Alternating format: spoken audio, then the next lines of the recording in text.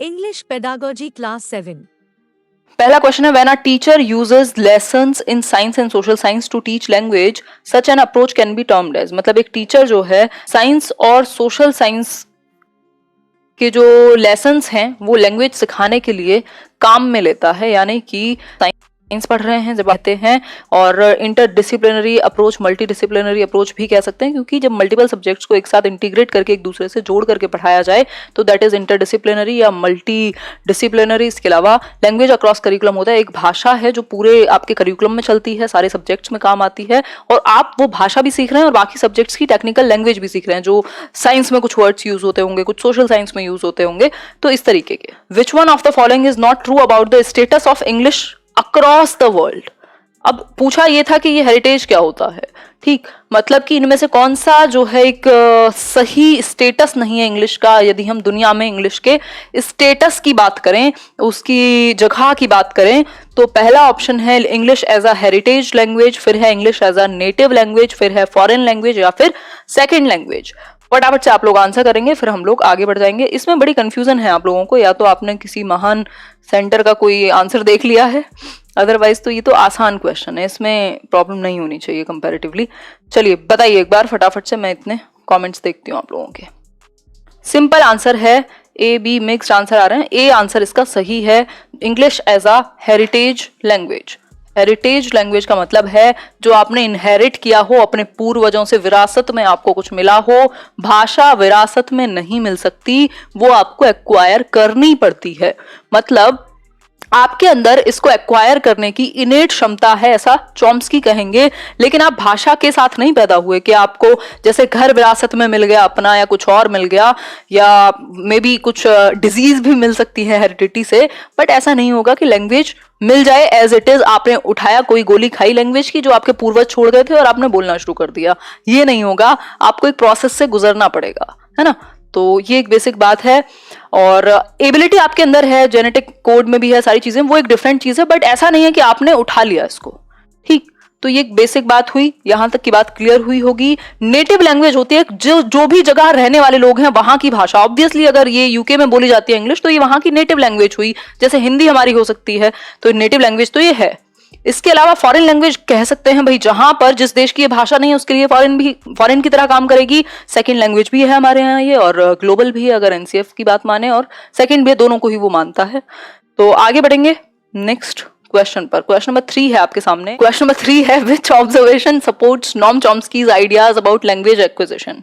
यानी कि कौन सी एक ऑब्जर्वेशन नॉम चॉम्स्की के आइडिया को, लैंग्वेज एक्विजिशन के बारे में जो उनका आइडिया था, किसका, नॉम चॉम्स्की का, ठीक होगा। जो उनका विचार है, जो वो कहते हैं कि आंतरिक क्षमता है आपके अंदर, इनेट एबिलिटी है एक ह्यूमन चाइल्ड के अंदर कि वो भाषा को एक्वायर कर सके, अपने एनवायरनमेंट से एब्जॉर्ब कर सके, कुछ ग्रामेटिकल रूल्स को जनरेट कर सके, जिसको वो जनरेटिव ग्रामर भी कहते हैं। पहला है, children's language development follows a similar pattern across cultures. सभी कल्चर्स में एक पैटर्न फॉलो होगा। बात तो समझ में आ रही है। जब मैंने लैंग्वेज की बात की थी आपसे, सीडीपी की वीडियो ना देखी हो देखिएगा, उसमें लैंग्वेज डेवलपमेंट एक चैप्टर है, यही यूट्यूब पर पड़ा हुआ है, मैंने डिस्कस किया है। 6 महीने में बच्चा बैबल करना शुरू कर देगा, फिर 1 से 1.5 साल में क्या है, 1 वर्ड स्टेज है, फिर 2 से 2.5 साल में वो 2 वर्ड्स को ज्वाइन करके टेलीग्राफिक स्पीच शुरू कर देता है, फिर उसके बाद बाकी उसका जो अर्ली चाइल्डहुड है, फिर तो वो तेजी से सीख जाता है। तो स्टेजेस सभी के लिए, चाहे वो यूएस का बच्चा हो, चाहे वो आपके किसी भी एक कस्बे का बच्चा हो भारत के, चाहे वो हमारी राजधानी का बच्चा हो, सभी जगह पर ये सेम रहेगा। डेवलपमेंट बेसिकली ऑल कल्चर्स में सेम रहता है। फिर है, children acquire language quickly and effortlessly. हाँ, बच्चे एक्वायर करने की अगर मैं बात करूं तो एक्विजिशन का मतलब ही है कि आपने बहुत ज्यादा एफर्ट नहीं लगाया, जैसे अपनी मातृभाषा को आपने एक्वायर कर लिया, उसमें बहुत ज्यादा आपको तीर लगाने की जरूरत नहीं पड़ी। जैसे इंग्लिश में हम आज तक जूझ रहे हैं, उसमें जूझने की जरूरत नहीं है, मजे से हम बात करते हैं, कितने भी घंटे बोल सकते हैं। फिर है, the stages of language development occur at about the same ages in most children. मतलब कि लगभग सेम ही एज पर जो लैंग्वेज डेवलपमेंट है वो होता है, बिल्कुल, जब भी तो 6 स्टेजेस में हमने विभाजित किया हुआ है, ठीक। फिर है, ऑल ऑफ दीज, सारी बातें सही हैं चॉम्स्की के अनुसार, ठीक। उन्होंने लैंग्वेज एक्विजिशन डिवाइस की बात की है कि हमारे अंदर एक लैंग्वेज एक्विजिशन डिवाइस यानी भाषा अधिग्रहण यंत्र है, जिसके कारण हम, हमारे ब्रेन में है, जिसके कारण हम क्या कर लेते हैं, भाषा को एक्वायर कर लेते हैं, और जितना जल्दी एक्वायर किया जाएगा उतना बेहतर है। समय के साथ ये वीक होने लगता है, ठीक। तो इसीलिए आपने देखा होगा छोटे बच्चे जल्दी सीख जाते हैं लैंग्वेज, और बड़ों को समस्याएं आती हैं। तो क्वेश्चन नंबर 4 आपके सामने प्रस्तुत है। लैंग्वेज एक्विजिशन स्टैंड्स फॉर, यानी कि लैंग्वेज एक्विजिशन का मतलब क्या है? भाषा अधिग्रहण। एक होता है लैंग्वेज एक्विजिशन, दूसरा होता है लैंग्वेज लर्निंग। एक्विजिशन जब आप एफर्टलेसली अपनी मदर टंग को ग्रहण कर लेते हैं बिना कोई एफर्ट खास लगाए, सबकॉन्शियसली। लेकिन लर्निंग क्या है? आप ग्रामर सीख रहे हैं, आप बुक्स पढ़ रहे हैं, आप टेंस रट रहे हैं, आप सब कुछ कर रहे हैं, वो लर्निंग है जब आप एफर्ट और पूरी जान लगा करके आप लगे पड़े हैं।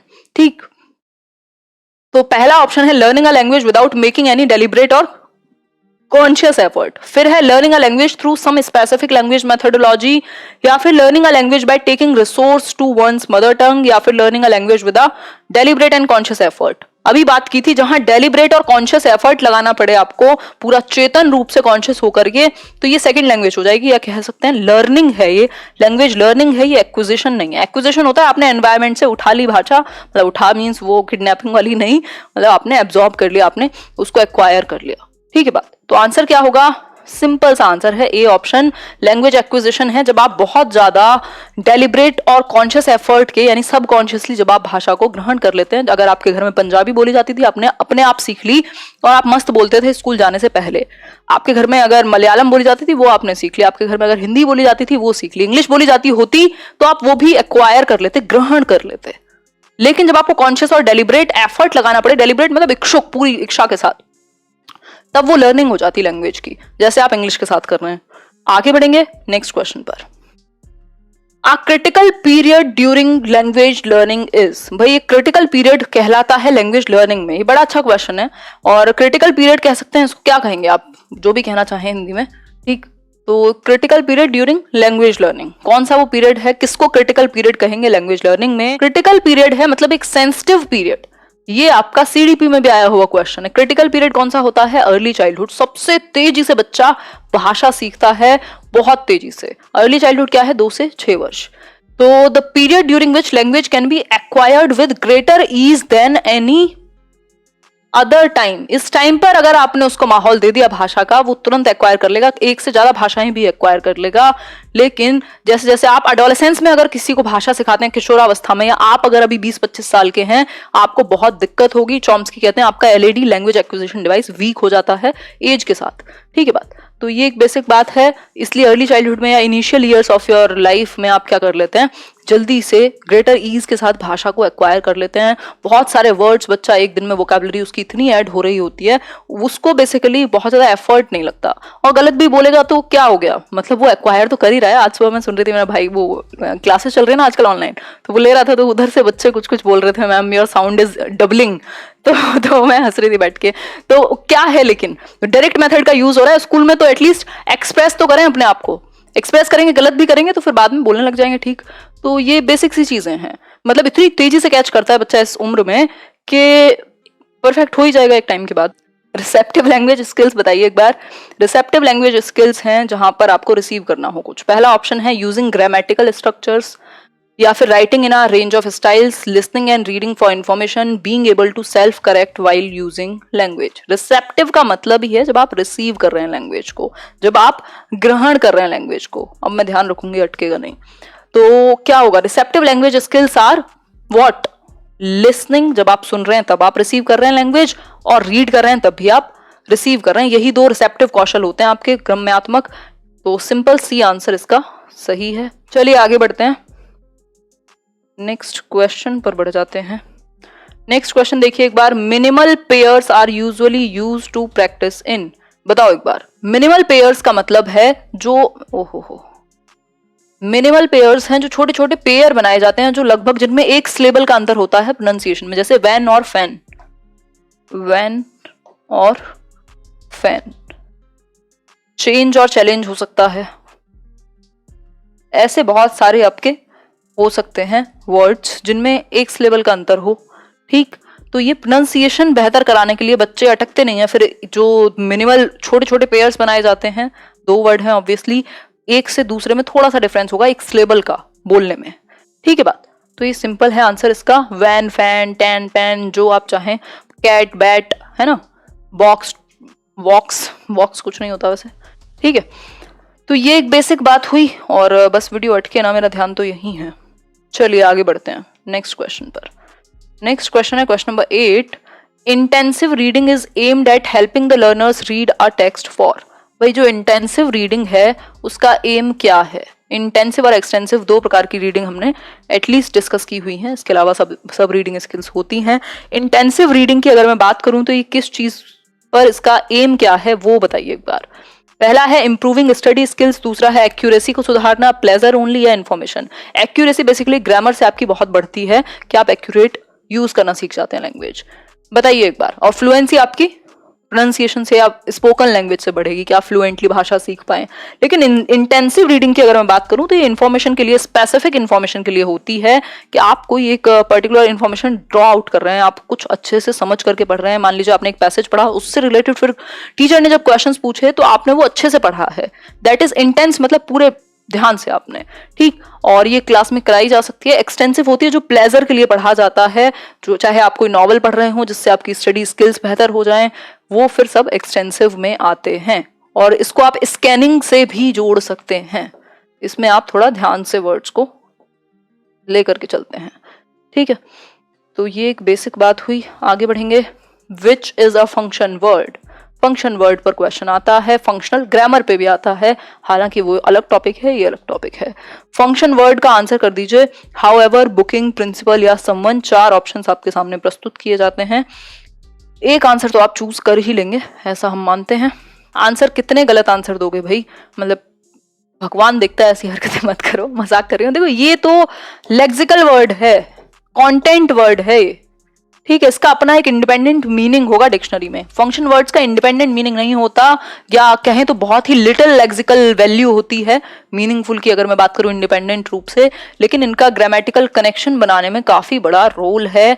इनको ऑक्सिलरी वर्ब्स भी कह देते हैं, चाहे वो फिर आपका डू हो या ऐसे बहुत सारे वर्ड हैं जिनका अपने आप में कोई बहुत बड़ी इंपॉर्टेंस नहीं होती, लेकिन ये सिंटैक्स को बनाने में, एक स्ट्रक्चर को बनाने में बहुत बड़ा रोल प्ले करते हैं, ठीक। इनके बिना स्ट्रक्चर में प्रॉब्लम आ जाएगी, लेकिन इनका अपना कोई मीनिंग नहीं होता, ठीक है। तो ये एक बात हुई। हाउएवर है, डू है, और भी बहुत सारे आर्टिकल वगैरह भी आ जाते हैं इसमें, तो हाउएवर होगा इसका सही आंसर। बुकिंग का अपना मतलब होता है, प्रिंसिपल का अपना मतलब होता है, समवन का अपना मतलब होता है, ठीक है। आगे बढ़ेंगे नेक्स्ट क्वेश्चन पर। 2 words have identical sounds and spelling but not related in meaning, it is known as. मतलब 2 वर्ड्स हैं, देयर आर 2 वर्ड्स, ठीक। हैव आइडेंटिकल का मतलब होता है बिल्कुल सेम, जो साउंड है यानी प्रोनाउंसिएशन भी सेम है और स्पेलिंग भी सेम है, लेकिन मीनिंग अलग है, मीनिंग रिलेटेड नहीं है। कीजिए, गलती कीजिए, तुक्का मारिए, कुछ तो करिए। ए ऑप्शन है होमोनिम, फिर है होमोग्राफ, फिर है polysemy, and last one is your homophone. Answer कीजिए फटाफट से, धड़ल्ले से आप लोग आंसर कर रहे हैं। कई लोग डी कर रहे हैं, कई लोग ए कर रहे हैं, कई लोग सी भी कर रहे हैं। यार पॉलीसेमी कैसे हो जाएगा ये? पॉलीसेमी एक से ज्यादा मीनिंग की बात होती, ठीक। यहां बात हो रही है आइडेंटिकल साउंड, मतलब साउंड सेम है और क्या स्पेलिंग भी सेम है, बस मीनिंग अलग है।